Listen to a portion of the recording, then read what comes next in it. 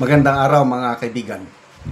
Bigyan natin ng reaction, opinion itong post ng MDTV channel. Pahayag ito ni Supreme Court Associate Justice Alfredo Kagiwa na kinokontra niya ang pahayag ni Ombudsman Remulla tungkol kay Saldico, yung kailangan pa daw niyang mag-oath. Dito, basahin ko lang itong naipos ha. I hope this is true. I don't have a way of checking kung ito ba talaga ang statement ni Justice Kagiwa. But mag-react lang ako. Opinion. Hindi ko na po mapipigilan magsalita ayon sa nakikita nating mali ngayon sa patakaran ng Ombudsman. Sabi, no? So ito yung dagdag salita ni Justice Kagiwa. Napanood po natin yung presko ni Ombudsman Remulla na hindi niya muna iimbestigan si Saldico hanggat hindi under oath. Hindi po yan ang nasa batas. Hala? Ayon sa batas ng Ombudsman, ay may kapangyarihan magsagawa ng investigasyon kapag nandyan na sa harap niya ang ebidensya o isang witness na nagsasabi ng salaysay, hindi na kailangan pa ng under oath. Grabe ano? Supreme Court Justice na ito. Again, I hope sana totoo na pahayag ito ni Justice Kagiwa. Binabasa ko lang itong ipinost ng MDTV channel. Hindi na kailangan pa ng under oath, saka na ang oath after gathering evidence and in proper forum. Ganyan po ka-powerful ang isang ombudsman, kaya nga tinayo yan para sa ganyang sitwasyon. Nakalimutan siguro yan ng ating kaibigang Remulla. And in fact, based po sa video ni Saldico, there is probable cause para mag-imbestiga siya dahil si Saldico mismo ang chairman ng Finance House of Representatives.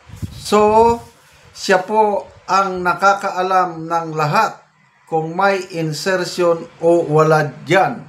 Palang po, sa bagay na yan, there is probable cause na para kumilos siya kahit walang under oath. Yan naman ang trabaho ng ombudsman.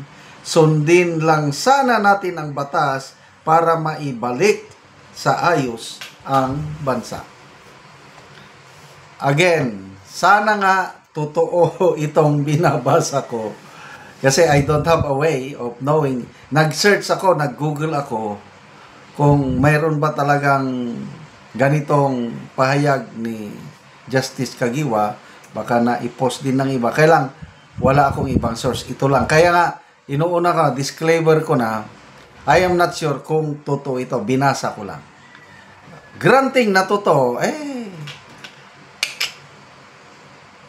ano yung kasabihan?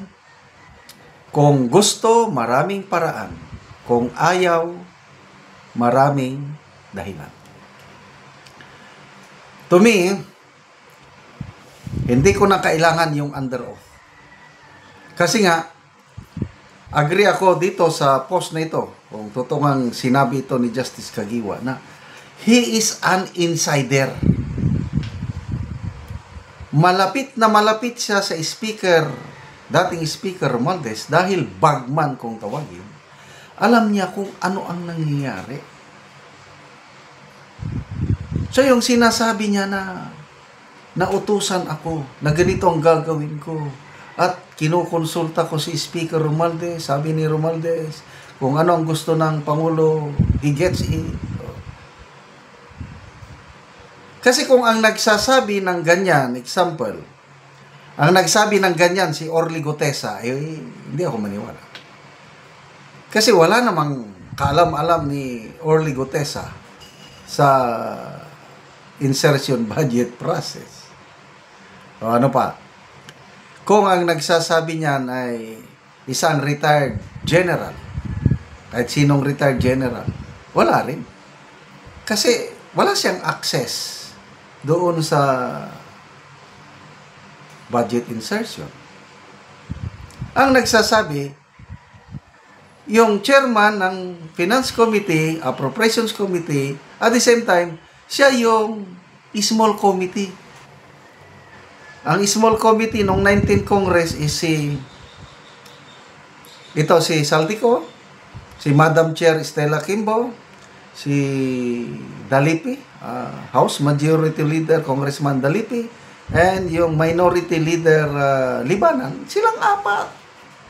Silang naglaro sa small committee report na yung binulgar na may mga blank items na mamaya napilapan na. Kaya agree ako, naintindihan ko nga, yes, there is probable cause, pwede nang mag-imbestiga. Kaya lang, ano yung sabi ni former presidential spokesperson ng Aquino administration, Edwin Lacerda, yung pagtalaga kay Ombudsman Remulla sa pwesto ay insurance policy ng Marcos administration.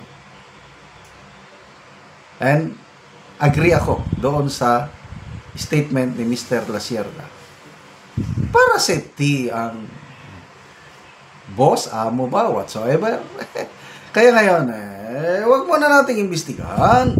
Uwi muna kayo dito, Saldico, para gugulong justisya. We promise you, we will provide you security. Really? Magtitiwala ba si Saldico? Pagtitiwala ba niya ang buhay niya kay Ombudsman Remulla?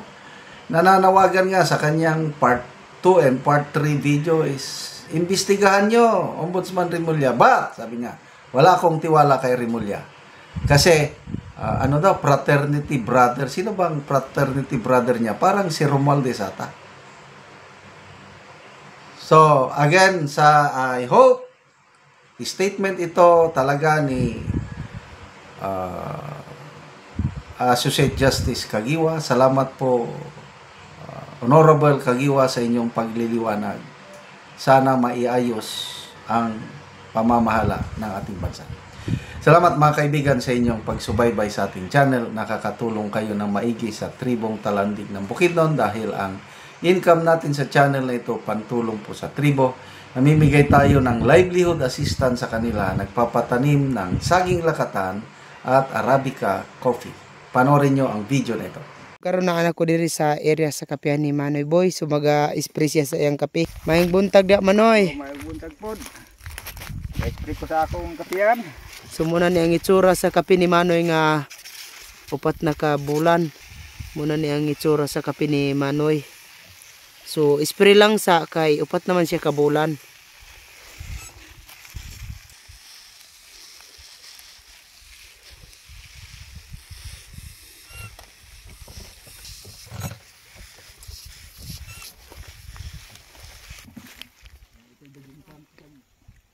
O karon naman sa pag-spray ni Manoy, so magabuno siya sa iyang ikaduha nga tanom nga kape. So muna ning itsura sa kape ni Manoy nga duha na sad ka bulan. So muna ang ginabunuhan. So maayo gid ang tubo sa kape ni Manoy Boy.